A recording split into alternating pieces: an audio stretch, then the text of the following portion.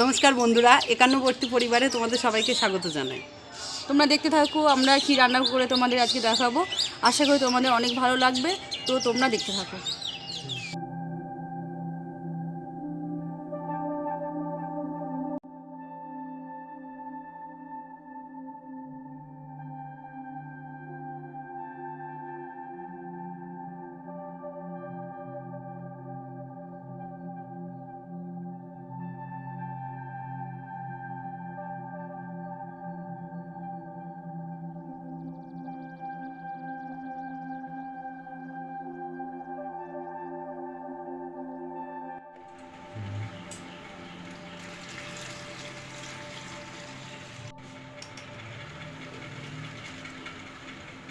ওল ডাঁটাতে সামান্য পরিমাণ জল, নুন আর হলুদ দিয়ে একটু ভাপিয়ে নেব।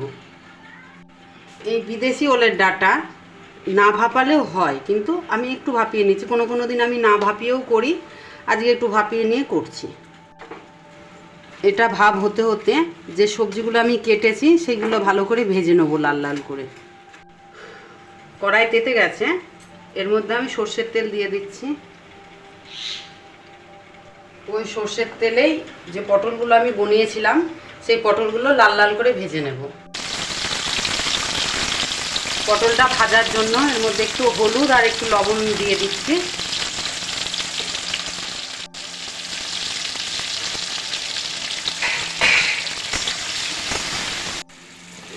এখানে দেখো ওলের ডাঁটাগুলো আমার ভাপ দেওয়া হয়ে গেছে। এবার এই ওলের ডাঁটাগুলো একটা ফুটো ঝুড়িতে আমি জলটা ঝরাতে দেবো। আর এই উনুনেই যে কাঁঠালের যে বিচিগুলো আমি ছাড়িয়ে রেখেছি সেগুলো একটু ভাপ দিয়ে নেব, না হলে আবার ওলের ডাঁটা রান্নাটা একটু কালো হবে। ভাপ দিলে সেই কালোটা হয় না। জল ফোটাতে দিয়ে দিয়েছি, সেই জলেই কাঁঠালের বিচিগুলো একটু ভাপ দিয়ে নিচ্ছি।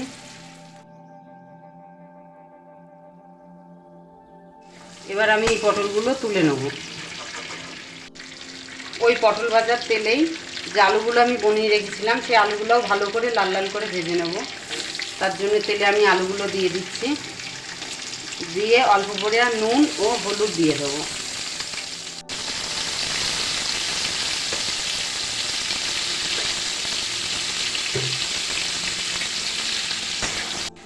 আলুগুলো আমার লাল লাল করে ভাজা হয়ে গেছে। এখানে 3 ভাগ আমি সেদ্ধ করে নিয়েছি, এই যে ভাজতে ভাজতে 3 ভাগ সেদ্ধ করে নিয়েছি। এবার আমি এটা তুলে নেব। এই আলু ভাজার তেলেই আমি যে চিংড়ি মাছগুলো রেখেছিলাম সেই চিংড়ি মাছগুলো খুব বেশি ভাজবো না, একটু নরম নরম করে ভেজে তুলে নেব।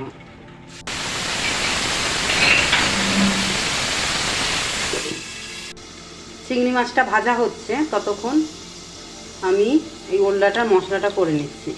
তার জন্য ওখানে আমি কাঁচা লঙ্কা ব্যবহার করছি। কাঁচা লঙ্কাটা যে যার মতন, যে যেরকম ঝাল খায় সেরকম ব্যবহার করবে।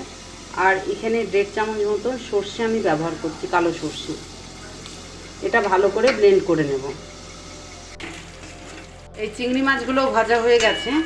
দেখো আমি খুব কড়াভাবে ভাজিনি, তুলে নিই, মানে ভাজা হয়ে গেছে, খুব লাল লাল করে ভাজিনি। এবার এটা তুলে নিই। কড়াই এবার সর্ষের তেল দিয়ে দিচ্ছি।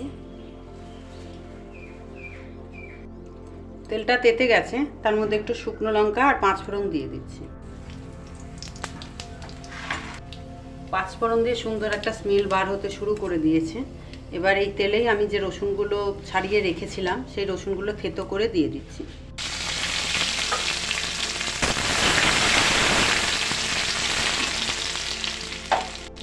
এবার এই রসুনের মধ্যে যে আমি কাঁঠালের আটিগুলো একটু ভাপ দিয়ে নিয়েছিলাম সেগুলোর মধ্যে দিয়ে দিচ্ছি।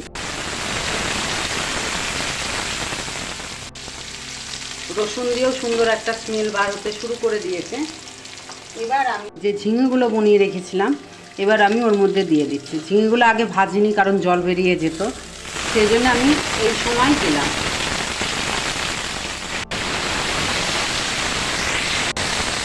এবার এর মধ্যে পরিমাণ মতন হলুদ আর নুন দিয়ে দেবো।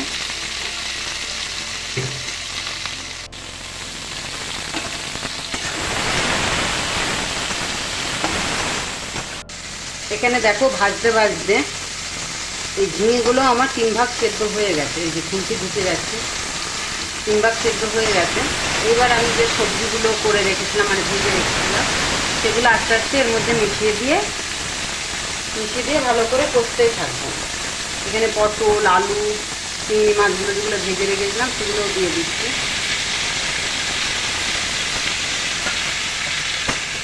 আর এখানে যে ওল ডাঁটাটা আমি ভাপ দিয়ে দিয়েছিলাম, মানে রেখেছিলাম, সেটা ওর মধ্যে দিয়ে দিচ্ছি।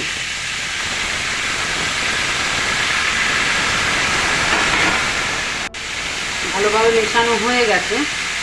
এই যে সবই মোটামুটি আলু টালু সব সেদ্ধ, দেখো সবই মোটামুটি সেদ্ধ হয়ে আছে। এখন আমি মিনিট 2 মতন ঢাকা দিয়ে দেবো। তা ঢাকা দেওয়ার আগে যে মশলাটা করে রেখেছিলাম সেই মশলাটা আমি এর মধ্যে দিয়ে দেবো।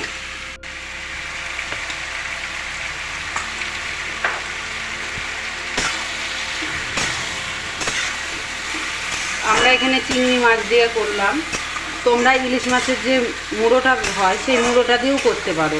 ইলিশ মাছের মুড়ো দিলে আরও স্বাদ হয়।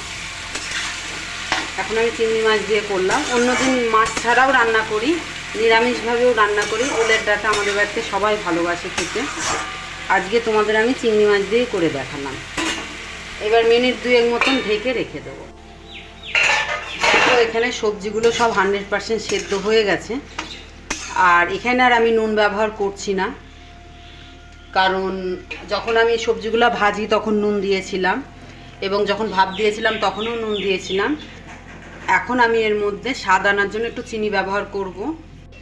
চিনি দিয়ে মিনিট 2 মতন আবার ঢাকা দিয়ে তারপর নামাবো সবজিটা।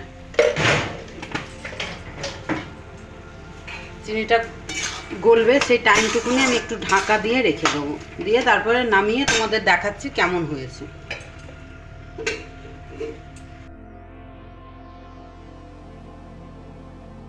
আমার ওল ডাঁটা করা রেডি। তোমরা এইভাবে করে খেয়েও দেখবে, খুব সুন্দর লাগবে। এক থালা ভাত নিমেষেই তোমরা শেষ করে ফেলবে। আর এইভাবে যদি রান্না করে তোমাদের ভালো লেগে থাকে তাহলে লাইক, কমেন্ট, সাবস্ক্রাইব করে দিও এবং পাশে থেকো আমাদের।